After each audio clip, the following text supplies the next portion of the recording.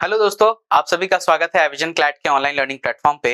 दोस्तों, जैसा कि हमने कल जीके का एक वीडियो देखा था कि कैसे अप्रोच करना है, तो आज मैं आपके साथ लेकर आया हूं। ये एक इमेज आप देख पा रहे होंगे। इस इमेज को थोड़ा ध्यान से देखिए। आप कहेंगे कि सर ये तो नॉर्मल सा एक इमेज है जो कि मिनिस्ट्री ने पब्लिश किया है और हमने ये लिया है पीआईबी के सौजन्य से, उनको बहुत बहुत धन्यवाद। और ये जो इमेज है, इस इमेज से रिलेटेड एक पैसेज आ सकता है आपको, क्योंकि इन्फेंट मोर्टेलिटी रेट इंडिया में जो हाल फिलहाल डेटा आया है उसमें ये डिक्लाइन देखा गया है। ठीक है, अभी ये 28 पे है, जो आंकड़ा 1951 में 146 था। तो सबसे पहली बात कि अगर इस पे रिलेटेड एक पैसेज आ जाता है तो आप उससे क्या क्या डील करेंगे। पैसेज मैं आपको जानबूझकर नहीं दे रहा हूं, क्योंकि ये आपका होमवर्क होगा कि आपको पैसेज यहां पे ढूंढना है। सर, इन्फेंट मोर्टेलिटी रेट से रिलेटेड एक पैसेज ढूंढिए। ठीक है, उस पैसेज से देखिए क्लैट में उससे मिलता जुलता ही पैसेज आएगा और उससे मिलते जुलते आपको क्वेश्चंस क्या आएंगे वो मैं करवा दे रहा हूं, ताकि एग्जाम में आपका 5 का 5 नंबर बन जाएगा। ठीक है, तो सबसे पहले बात यहां पे क्या आता है, इन्फेंट मोर्टेलिटी रेट। ये क्या होता है कि हर हजार बच्चों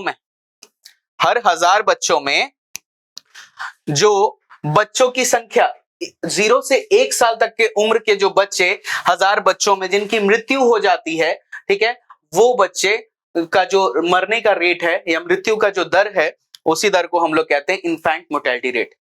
ठीक है, तो यहाँ पे इन्फेंट्स का जो डेथ हो जाता है 1 साल की उम्र से पहले, ये है इन्फेंट मोर्टेलिटी रेट। तो ये क्वेश्चन तो आपका यहां से बन गया।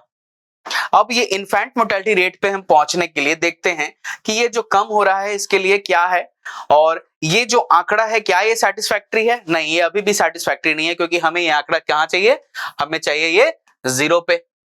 हमें आंकड़ा कहां चाहिए, हमें आंकड़ा चाहिए सर 0 पे। 0 पे आंकड़ा कैसे आएगा, 0 पे आंकड़ा कैसे आएगा, इसका भी एक ये है। तो मैं इसके लिए आपको एक साइकिल समझाता हूं, उस साइकिल को समझने की कोशिश कीजिएगा।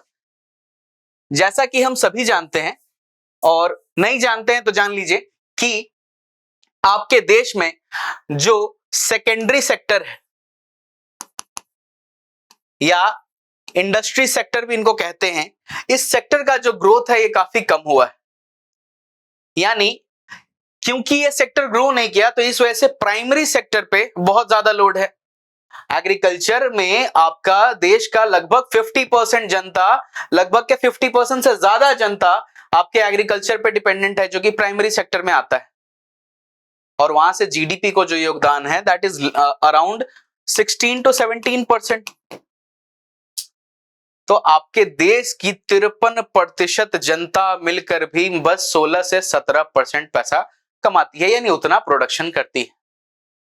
तो इससे पता चलता है कि प्राइमरी सेक्टर आपका कहीं ज्यादा, ठीक है, ये ओवर पॉपुलेटेड है, जिस कारण डिसगाइज्ड एम्प्लॉयमेंट होता है। तो क्या करना चाहिए? तो सबसे पहला, अगर आप सेकंड इंडस्ट्रीज को ग्रो करते हैं ना, अगर आप इंडस्ट्रीज को ग्रो करते हैं, तो इंडस्ट्रीज को जब आप ग्रो करेंगे तो क्या आएगा आपके पास, जब इंडस्ट्रीज आएगी तो आप ही लोग अपने आप से आंसर देंगे कि इंडस्ट्रीज आएंगी तो जॉब्स आएंगे। सर, जब जॉब्स आएंगे तो क्या होगा, आपका इनकम बढ़ेगा। पीसीआई क्या, पर कैपिटा इनकम, है ना। इनकम बढ़ेगा तो आज जो रिक्शा वाला है, आज जो आप कहिए कि गोलगप्पे वाला है, या आज जो झाल मुड़ी बेचने वाला है, कल उसका बच्चा वही काम नहीं करेगा। वो हमेशा चाहेगा कि उसका बच्चा बेहतर तरीके से ग्रो करे और एक बेहतर पोजीशन पे पहुंचे। तो जब इनकम ज्यादा होगी ना, तो वो फिर क्या करेगा, बच्चों को पढ़ाएगा। तो क्या बढ़ेगी, लिटरेसी रेट, है ना। उसके बाद उन बच्चों को वो क्या देगा, एक बेहतर न्यूट्रिशन, यानी बढ़िया पोषण वाला खाना। और जो एक्सपेक्टिंग मदर हैं, वो भी जिस समय पे वो एक्सपेक्ट कर रही हैं, उनको उस समय बेहतर न्यूट्रिशन हम देंगे। तो इससे क्या होगा कि जो मां और बच्चा दोनों स्वस्थ होंगे।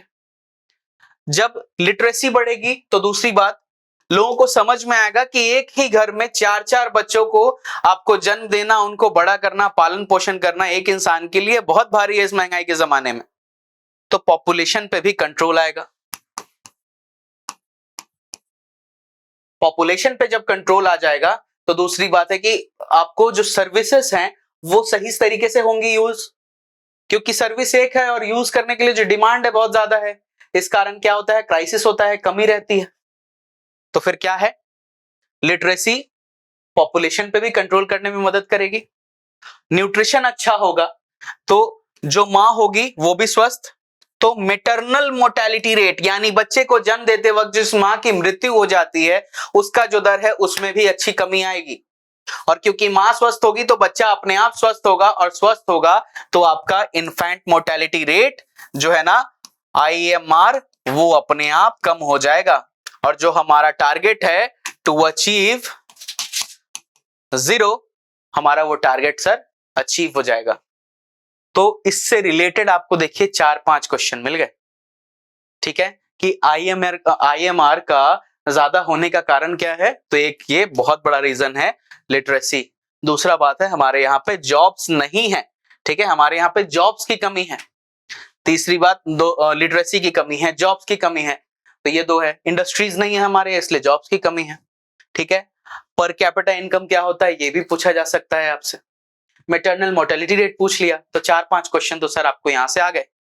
तो बिना कभी कभार पैसेज पढ़े भी शॉर्टकट तरीके से भी कुछ सवालों को हल आप कर सकते हैं, और ये बहुत ही आसान तरीका है। और आप इस तरीके को फॉलो करके अपने क्लैट में अपने फेवरेट एनएलयू, जिस एनएलयू का जो आपका टारगेट है उसको अचीव करने में आप बहुत ही एक कदम आगे बढ़ा सकते हैं। तो ऐसी ही ज्यादा जानकारियों के लिए हमसे जुड़े रहिए। हमारा ये वीडियो अगर आपको पसंद आया है, अगर ये सर्कल आपको पसंद आया है, तो इस वीडियो को लाइक जरूर करिएगा। अगर पसंद आया है तो ही, कोई जबरदस्ती नहीं, पसंद आया लाइक करिए, चैनल को सब्सक्राइब करिए, बेल आइकन जो है उसको भी दबा दीजिए, ताकि आने वाले टाइम में जो भी नोटिफिकेशन होता है आपको उस वीडियो का कोई भी अगर नया आता है तो नोटिफिकेशन भी मिल जाएगा। और आने वाले टाइम में क्लैट से जुड़ी हर जानकारी हम आपको देते रहेंगे। धन्यवाद।